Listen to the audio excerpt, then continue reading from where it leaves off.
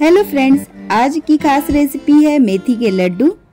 आज इस तरह इस लड्डू को बनाऊंगी कि बड़े तो बड़े, साथ ही बच्चों को भी मेथी का कड़वाहट बिल्कुल नहीं लगेगा खाने पे। सबसे पहले मैंने अपने हस्बैंड को ये लड्डू टेस्ट कराया और वो बता ही नहीं पाए कि ये मेथी का लड्डू है। तो चलिए ये टेस्टी यमी लड्डू की रेसिपी आप सभी के साथ शेयर करती हूँ।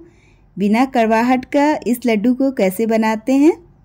इस लड्डू को बनाने के लिए यहाँ मैं मेथी दाना ली हूँ 100 ग्राम। ये आसानी से मार्केट में मिल जाता है और इसके खाने के कई फायदे हैं, जैसे कि कोलेस्ट्रॉल, हाई ब्लड शुगर, सूजन, पाचन संबंधी, कब्ज, भूख ना लगना या गैस्ट्रिक सभी शामिल है। चलिए फिर इसकी लड्डू बनाकर तैयार कर लेती हूँ। लड्डू बनाने के लिए सबसे पहले इसका बारीक पाउडर तैयार करेंगे। तो जार में सभी को डालने के बाद इसका पाउडर रेडी कर लेना है। बिल्कुल बारीक पाउडर तैयार की हूँ। अब देख सकते हैं बिल्कुल फाइन पाउडर तैयार हो गया है। बिना रोस्ट किए इसे पहले पीसकर फाइन पाउडर तैयार कर ली हूँ। उसके बाद इसे एक बड़े बाउल में शिफ्ट कर देना है और सोक करने के लिए छोड़ देना है 3 से 4 घंटे के लिए। तो सारे पाउडर को इस बॉल में डाल दे रही हूँ। डालने के बाद ना इसमें पानी नहीं ऐड करूँगी। पानी की जगह यहाँ मैं दूध का इस्तेमाल करूँगी, जिससे लड्डू में कड़वाहट नहीं के बराबर आएगा। तो यहाँ मैं मिल्क ली हूँ 1 गिलास और सारा का सारा इसी में डाल देना है। अच्छे से मिक्स कर लेना है और इसे ढककर छोड़ देना है 3 से 4 घंटे के लिए। मिल्क लेना है रूम टेम्परेचर, ना ज़्यादा गर्म ना ज़्यादा ठंडा। जब तक ये सोक हो रहा है तब तक आगे की तैयारी कर लेती हूँ। तो इसे कवर करके छोड़ देती हूँ। इस लड्डू को मैं बनाने वाली हूँ घी में बहुत ही टेस्टी लगती है लड्डू। तो यहाँ मैं 250 ग्राम यानी 1 कटोरी भरकर घी ले ली हूँ। इसी कटोरी में से इस कढ़ाई में मैं डाल रही हूँ भरकर 1 चम्मच घी। सबसे पहले यहाँ मैं गोंद को फ्राई करूँगी, क्योंकि गोंद में ज़्यादा घी की ज़रूरत होती है। तो सबसे पहले गोंद को फ्राई कर लेना है। तो घी को अच्छे से पहले गर्म कर लेंगे। घी जब अच्छे से मेल्ट हो जाए ना घी को बहुत ज़्यादा गर्म करना है ना कम, मीडियम फ्लेम पे गर्म हो जाए, घी अच्छे से मेल्ट हो जाए। तो उसके बाद यहाँ मैं गोंद को फ्राई करूँगी। तो यहाँ मैं 100 ग्राम गोंद ली हूँ। गोंद को थोड़ा थोड़ा करके फ्राई करना चाहिए। एक बार में यदि पूरा डाल देंगे ना तो ऊपर से हो जाएगा लाल और अंदर से रह जाएगा कच्चा, फूलेगा नहीं तो खाने में टेस्टी लगेगा नहीं। इसीलिए इसे मैं 2 बैच में फ्राई करने वाली हूँ। गोंद को कढ़ाई में डालने के बाद गैस का फ्लेम कर देना है मीडियम और इसे लगातार चलाते हुए फ्राई कर लेना है। गोंद के कई सारे फायदे हैं। ठंड में तो जरूर ही खाना चाहिए गोंद। तो इस तरह से लड्डू बनाकर गोंद आप हर दिन खा सकते हैं। आप देख सकते हैं थोड़ी देर में ये गोंद अच्छे से फूल गया है, खिला खिला हो गया है, बिल्कुल भी एक दूसरे में चिपका नहीं है। गोंद की कोई भी रेसिपी बनाने से पहले उसे फ्राई करना जरूरी होता है और वो ठीक से फ्राई हो तो ये सब टिप्स फॉलो करनी पड़ती है। यानी गैस का फ्लेम मीडियम पे रखें, बहुत तेज गर्म में घी में ना डालें और थोड़ा थोड़ा करके ही फ्राई करें। और आप देख सकते हैं ये गोंद बहुत ही हल्का हो गया है, कलर भी लाइट हो गया है। तो इस तरह से झंझरे में डालकर सारा गोंद को कढ़ाई से बाहर निकाल लेंगे। इस तरह झंझरे का इस्तेमाल कर रही हूँ ताकि जितना भी एक्स्ट्रा घी है ना वो सारा कढ़ाई में ही रह जाए। सेकेंड बैच भी सेम प्रोसेस से इसी तरह फ्राई कर लेना है। मैं पहले भी आप सभी के साथ गोंद की रेसिपी शेयर की हूँ, लिंक मैं दे दूंगी, चेक कर सकते हैं। गोंद भी आसानी से मार्केट में मिल जाता है। लीजिए सेकेंड बैच भी अच्छे से फ्राई हो चुका है। तो इसे भी इसी तरह झंझरे में निकाल लूंगी। इस लड्डू को बनाने के लिए मैं कम से कम घी का इस्तेमाल कर रही हूँ। सारे गोंद को एक प्लेट में निकाल लेती हूँ। जब तक ये ठंडा हो रहा तब तक आगे ड्राई फ्रूट्स को रोस्ट कर लेती हूँ। तो कढ़ाई में जितना घी है ना उसी में मैं ये बादाम को रोस्ट कर ले रही हूँ। इसे रोस्ट करने में ज़्यादा तेल या घी की ज़रूरत बिल्कुल भी नहीं पड़ती है। तो जिन जिन चीज़ों को ज़्यादा घी की ज़रूरत पड़ती है उसे सबसे पहले फ्राई की हूँ। गैस का फ्लेम मीडियम में रखकर लगातार चलाते हुए इसे रोस्ट कर लेना है। बस 5 मिनट का टाइम लगा और ये अच्छे से रोस्ट हो गया है। तो इसे भी निकाल लेती हूँ अलग से प्लेट में। तो निकालने के लिए सेम मैं उसी झंझरे का इस्तेमाल कर रही हूँ ताकि एक्स्ट्रा घी बिल्कुल भी ना जाए लड्डू में।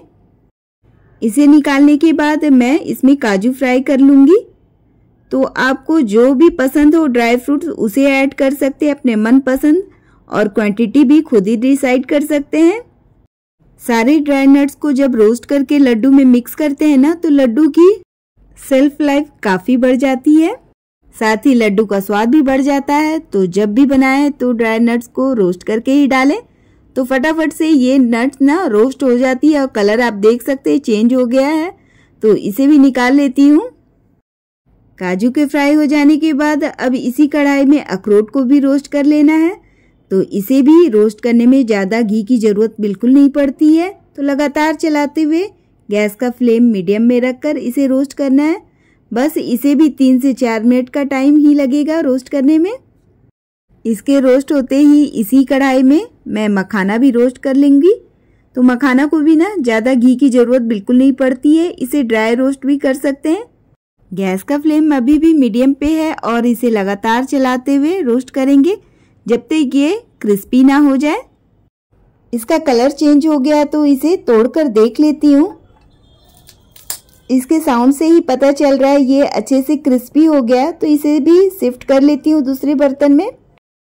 इसके बाद इसी कढ़ाई में पंपकिन के बीज को भी रोस्ट कर लेना है। तो बिल्कुल ड्राई रोस्ट करेंगे। गैस का फ्लेम मीडियम टू लो पे रख कर करेंगे।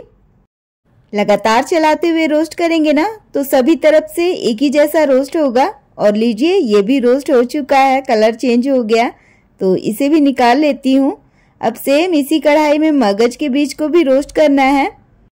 ये सारे सीड को ना रोस्ट करने में बिल्कुल ज़्यादा टाइम नहीं लगता, 2 से 3 मिनट में ही रोस्ट हो जाता है। जब इसमें से चटकने की आवाज़ आ जाए ना तो ये अच्छी तरह से रोस्ट हो चुका है और आप देख सकते हैं ये अच्छे से चटक रही है। तो इसे भी निकाल लेती हूँ दूसरे बर्तन में। इसी में मैं सूखी हुई नारियल को इस तरह से ग्रेट कर ली हूँ और इसे भी रोस्ट कर लेना है बिल्कुल ड्राई। इसमें तेल घी की बिल्कुल भी ज़रूरत नहीं पड़ती है। गैस का फ्लेम लो पे रखकर लगातार चलाते हुए रोस्ट करेंगे। धीरे धीरे इसका कलर देख रहे हैं चेंज होता जा रहा है। तो ये अच्छे से रोस्ट हो चुका है। यदि सूखी हुई नारियल नहीं है तो उसकी जगह नारियल का पाउडर भी ले सकते हैं। अब सेम कढ़ाई में यहाँ मैं खसखस को भी रोस्ट कर ले रही हूँ। ये 2 चम्मच के करीब है। इसे पॉपी सीड भी बोलते हैं। आप देख सकते हैं मैंने कम से कम घी का इस्तेमाल की हूँ सारे चीज़ों को रोस्ट करने में। तो ये भी अच्छी तरह से रोस्ट हो गया है। इसे रोस्ट करने में 2 मिनट का टाइम लगा है और गैस का फ्लेम लो पे रखकर ही रोस्ट की हूँ। कलर चेंज हो गया है तो इसे भी निकाल लेती हूँ दूसरे बर्तन में। लीजिए लड्डू में डालने के लिए सारे ड्राई नट्स को अच्छी तरह से रोस्ट करके तैयार कर ली हूँ। अब सभी चीज़ों को होने देती हूँ ठंडा। तब तक चलते हैं। गोंद हो गया है बिल्कुल पूरी तरह से ठंडा। इसे क्रश कर लेते हैं। अब इस पोटैटो मैशर की हेल्प से इसे दरदरा क्रश कर लेंगे। ये काफ़ी हल्का होता है, सॉफ्ट होता है तो आसानी से क्रश हो जा रहा है। इसे पीसना नहीं है, बिल्कुल दरदरा रखना है इस तरह से। अब एक बड़े बर्तन में सभी चीज़ों को मिक्स करने के लिए सभी चीज़ें एक एक करके इस बड़े बर्तन में डालते जाएंगे। तो सबसे पहले यहाँ मैं गोंद को क्रश करके डाल चुकी हूँ। अब सेम उसी तरह से मखाना को भी क्रश कर लूँगी। मखाना भी ना क्रंची लड्डू में स्वाद बहुत ही अच्छा लगता है जब मुंह में आता है इस मखाने के पीसेस। इसे पाउडर करके ना डालें, इस तरह से क्रश करें। ये कुरकुरा है, क्रिस्पी है तो आसानी से क्रश हो जा रहा है। इसे क्रश करने के बाद ना सेम उसी बर्तन में इसे शिफ्ट कर देंगे। जो भी लड्डू बांधने के लिए बर्तन ले रहे हैं वो बड़ा ही साइज में लेंगे ताकि सारी चीज़ें अच्छी तरह से मिक्स कर सकूं। तो यहाँ मैं खसखस को भी डाल चुकी हूँ, साथ ही ये जो नारियल ग्रेट करके रोस्ट की थी ना उसे भी ऐड कर देना है। जो भी सीड छोटा है साइज में जिसे काटना नहीं है तो उसे ऐड कर देना है। जैसे यहाँ मैं मगज के बीज को भी इसी टाइम पे डाल दे रही हूँ इस बड़े बर्तन में। अब जो ये बच गए हैं ना सारे नट्स, इसे काट कर डालना है। तो इसे बारीक चॉप करेंगे ताकि लड्डू में ना इसका स्वाद भी रहे, इसका क्रंच भी बना रहे। मैं इस कटर का इस्तेमाल कर रही हूँ सारे ड्राई नट्स को काटने के लिए। जब से मैं ये कटर ली हूँ ना, तो मुझे जब भी ज़रूरत होती है ड्राई नट्स को काटने का तो मैं इसी कटर का इस्तेमाल करती हूँ। इसमें बहुत ही आसानी से बहुत ही जल्दी कट जाता है सारा नट्स। तो इस तरह से सारे नट्स को काट कर उसी बर्तन में डालते जाऊंगी। 3 से 4 घंटे का टाइम हो चुका है। चलिए मेथी दाना को भी चेक कर लेती हूँ। तो आप देख सकते हैं मेथी दाना अच्छी तरह से फूल चुका है। सारा दूध जितना भी डाली थी ना, सारा सोख लिया है। तो अब इसे भूनने की बारी है। तो सेम कढ़ाई में यहाँ मैं डाल रही हूँ घी। उसी कटोरी से घी ली हूँ जिससे सारा प्रोसेस कर रही हूँ। तो यहाँ 2 चम्मच बड़ा चम्मच घी डालने के बाद अब जो ये सारा मेथी है ना, इसमें डाल देना है और गैस का फ्लेम मीडियम टू लो पे रखकर इसकी भुनाई करनी है। अब इस मेथी की ना भुनाई करनी है तो लगातार इस तरह से चलाते हुए इसकी भुनाई करेंगे। धीरे धीरे देखेंगे इसका कलर चेंज होता जाएगा और इसमें से बहुत ही अच्छी खुशबू आने लगेगी। बिल्कुल हलवे की तरह इसकी कंसिस्टेंसी हो जाएगी, तभी इसकी भुनाई कंप्लीट हो जाएगी। तो लगातार इसी तरह से इसकी भुनाई करते रहेंगे। यदि इसकी भुनाई करते वक्त बर्तन में चिपक रहा हो तो घी और भी डाल सकते हैं। 1 चम्मच घी डालकर फिर से इसकी भुनाई करें। इसलिए जब भी लड्डू या हलवा बनाएं तो ऐसी बर्तन में बनाएं जिसका बॉटम मोटा हो, ताकि भूनते वक्त चिपके नहीं, जले नहीं। तो लीजिए मेथी की अच्छी तरह से भुनाई हो चुकी है। इसका कलर आप देख सकते हैं डार्क हो गया है। तो इसे भी अब शिफ्ट कर देते हैं दूसरे बर्तन में जिसमें लड्डू को बांधना है, जिसमें सारे ड्राई नट्स को काट कर डाली थी। तो चलिए शिफ्ट कर देते हैं। मेथी के कलर से ही लग रहा होगा इसकी भुनाई बहुत ही अच्छी से हुई है। सेम कढ़ाई में फिर से डालेंगे उसी कटोरी से 2 चम्मच घी। गैस का फ्लेम हाई पे रखकर ना घी को अच्छे से गर्म कर लेना है। उसके बाद डालना है इसमें बेसन, जो रेगुलर बेसन होता है ना, चने का आटा, बस उसी को डालना है। तो घी को अच्छे से पहले गर्म कर लेंगे, उसके बाद डालेंगे 4 चम्मच बेसन। बेसन की भुनाई बहुत ही अच्छी से करनी है, तो गैस का फ्लेम लो पे रखकर बेसन की भुनाई करेंगे। मेथी के लड्डू में यदि बेसन ऐड करते हैं ना, तो उससे भी इसकी कड़वाहट बहुत ही हद तक कम हो जाती है। तो जरूर बेसन ऐड करें। बेसन की भुनाई जब अच्छे से हो जाए ना, तो उसके बाद इसमें डालूंगी आटा। इसे भूनने में ज़्यादा टाइम नहीं लगा, बस 3 से 4 मिनट का टाइम लगा है और बेसन का कलर से ही पता लग गया होगा इसकी भुनाई हो चुकी है। तो यहाँ मैं डाल रही हूँ 2 कटोरी आटा, रेगुलर वाला आटा है जिससे रोटी बनाते हैं। अब इस आटे को भी अच्छे से भून लेना है इस घी के साथ। यदि घी कम लगे ना तो फिर से डालेंगे इसमें, लेकिन अच्छे से पहले मिक्स कर लें। तो ये सूखा सूखा लग रहा है तो इस टाइम पे डाल रही हूँ 1 बड़ा चम्मच घी। आटे को भी ना लो टू मीडियम फ्लेम पे रखकर ही अच्छे से धीरे धीरे इसकी भुनाई करनी है, लगातार चलाते हुए। लीजिए इसका कलर भी डीप हो गया और इसकी भुनाई भी बहुत ही अच्छी से हो गई है। इसकी खुशबू बहुत ही अच्छी आ रही है। देखने से ही लग रहा होगा इसकी भुनाई बहुत ही अच्छे से हो चुकी है। लो फ्लेम पे इसकी भुनाई करते हुए 10 से 12 मिनट का टाइम हो चुका है। तो इस मिक्सचर को भी उसी बड़े बर्तन में डाल देना है। गैस का फ्लेम करते हैं बंद और इसे शिफ्ट कर देते हैं।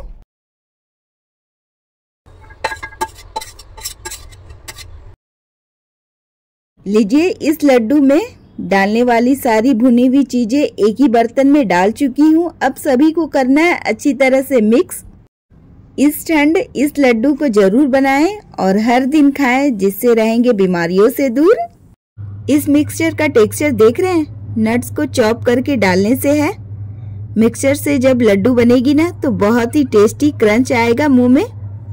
लीजिए लड्डू का मिक्सचर तो पूरी तरह से तैयार है। इसे मैं लेकिन बनाऊंगी गुड़ से, आप चाहे तो चीनी से भी बना सकते हैं। तो मैं सेम बर्तन में यहाँ डाल रही हूँ क्रश किया हुआ गुड़ 400 ग्राम, यानी 1 कटोरी भरकर।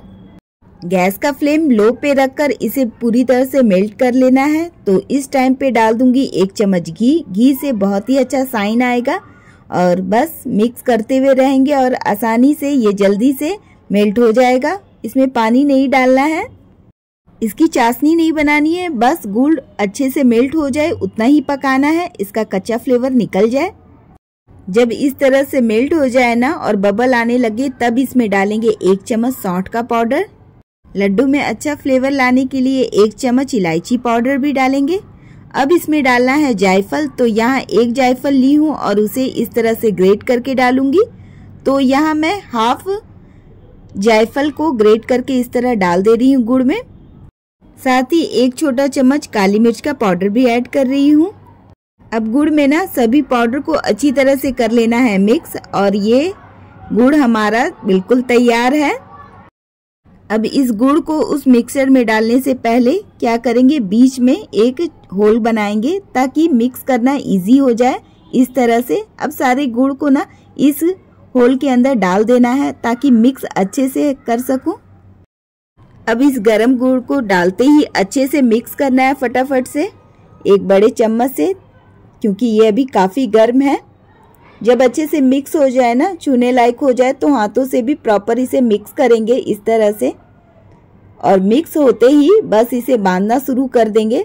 जब तक ये छूने लायक ना हो तब तक हाथ ना लगाएं बिल्कुल भी, क्योंकि ये काफी गर्म गुड़ था। जब इस तरह से इसका टेम्परेचर गिर जाए उसके बाद ही हाथों से इस तरह मिक्स करें। गुड़ के अच्छे से मिक्स होते ही बस अब इसे बांधना शुरू करेंगे फटाफट से। तो देखिए ये लड्डू आसानी से बन जा रहा है। यदि थोड़ा ड्राई लगे मिक्सचर तो इसमें गर्म करके घी ऐड कर सकते हैं। हाथों में थोड़ा सा घी लगाकर भी इसे बांध सकते हैं, आसानी से बन जाएगा इस तरह से। जिस भी साइज का चाहिए उतना पोर्शन लीजिए और दबा दबा कर इस तरह से लड्डू बांध लीजिए। डब्बे भर कर बना लीजिए क्योंकि ये महीनों तक खराब बिल्कुल नहीं होता है। एयर टाइट कंटेनर में पैक करके रखें। हर दिन खाएं, खुद खाएं, परिवार को खिलाएं और बीमारियों से दूर रखें पूरे परिवार को। सर्दियों में खाए जाने वाले ताकतवर मेथी के लड्डू की रेसिपी आप सभी को कैसी लगी कमेंट सेक्शन में जरूर बताइएगा। चैनल में नए हैं तो चैनल को जरूर सब्सक्राइब करें, लाइक करें, शेयर करें फ्रेंड एंड फैमिली के साथ एंड बेल आइकन प्रेस करना बिल्कुल ना भूलें ताकि आने वाली रेसिपी का नोटिफिकेशन सबसे पहले मिले। लीजिए इस लड्डू का टेक्सचर भी अंदर से देखिए, परफेक्ट लग रहा है ना, खाने में उतनी ही टेस्टी है। मैं टेस्ट करके भी बता रही हूँ, आप भी जरूर घर पर बनाएं और अपना एक्सपीरियंस मेरे साथ जरूर शेयर करें।